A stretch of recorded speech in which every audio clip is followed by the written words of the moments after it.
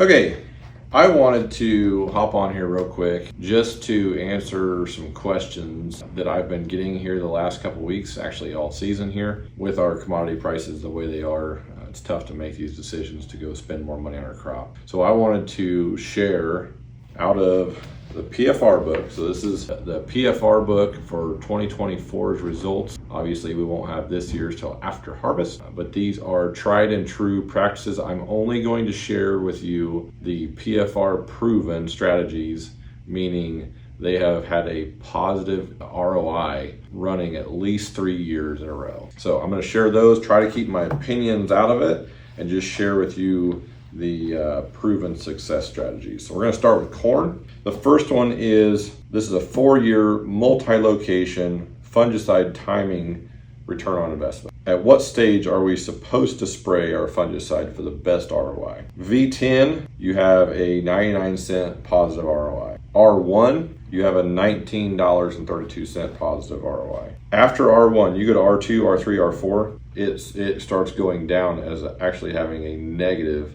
ROI on your investment. So R1 is the timing to hit only. Otherwise, you just will not do it. We hop back here to, everybody always asks me what fungicide to use. What is the best one? There's probably 10 or 12 fungicides in here that was on a multi-year trial. 𝐜𝐨𝐬𝐭 is at the top of the list for proven ROI. So they had a 85% win ratio, and that gave them a $27.94 per acre positive return on investment. That's 7 ounces sprayed at R1. That is on page 37 of the PFR book. Now, they were beat out by yield with 𝐟𝐮𝐬𝐭, but still had a better return on investment than 𝐟𝐮𝐬𝐭 because of the price of the product. And I've seen the backside of these, and they use market data for the price of corn. They use retail prices for the cost of the chemical. Like, nobody's buying chemical for higher than they're putting in their book. They're putting list price on there for chemical. So it is a true study. I really like these because they're unbiased, easy to use, easy to digest. Some people have talked about, multi-steps of, or multiple passes of fungicide in a year. The ones that I can see that have had a multi-year and multi-location study is 𝐦𝐨𝐬𝐭 on the front side. They're recommending front side protection versus, R1, then another one later. The one that won, had the best ROI, was 10.5 ounces of 𝐦𝐨𝐬𝐭 2x2x2 at planting, and then 7 ounces of 𝐿TEMA at R1. That gave a $45 positive ROI. That's on page 38 of the PFR book. And the last one for corn, this is a very interesting one, I thought. It's a 3-year multi-location study, and it's the fungicide response via planting date. So all of them had a positive ROI. So April 16th to the end of the month had a $20 positive ROI. May 1st to the 15th had a $23 positive ROI.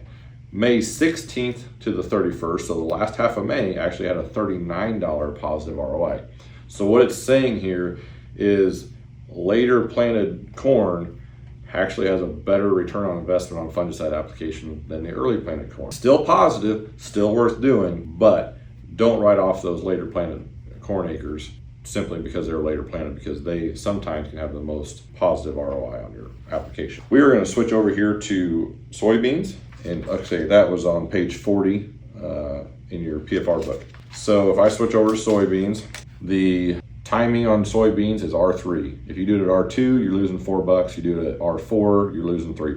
R3 is really the only timing window for soybeans to spray fungicide. Typically, they say it's there for roughly 10 days in that R3 phase, so it's very hard to hit that. That's on page 44. Now, when I say 7, so that one is a 7-year multi-location trial.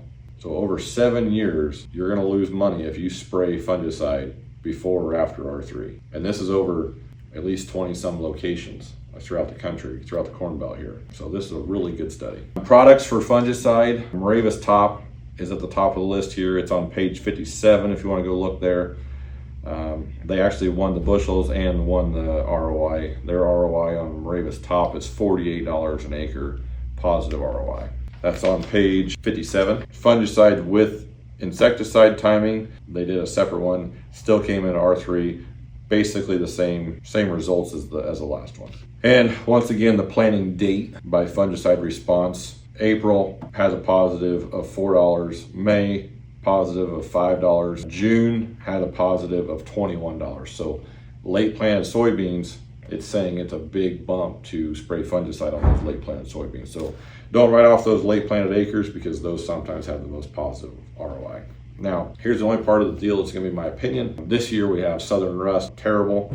Tar spot coming in very hard. A lot of guys have done fungicide. They still see some southern rust coming out there and they want to go spray it again. I'm not saying there's a big yield impact. A lot of this corn today is dented. I don't think that there's going to be a big yield impact on that at this point. If you're worried about it standing or dropping ears or something like that, I understand. I probably wouldn't go out there with a high dollar fungicide. I may go out there with a generic quilt, something like that, that's super cheap that we can put on reasonable, if that's what you want to try. But once it gets to dent stage, guys, I don't think we can impact the yield enough to cover our cost of doing it. But that's my opinion.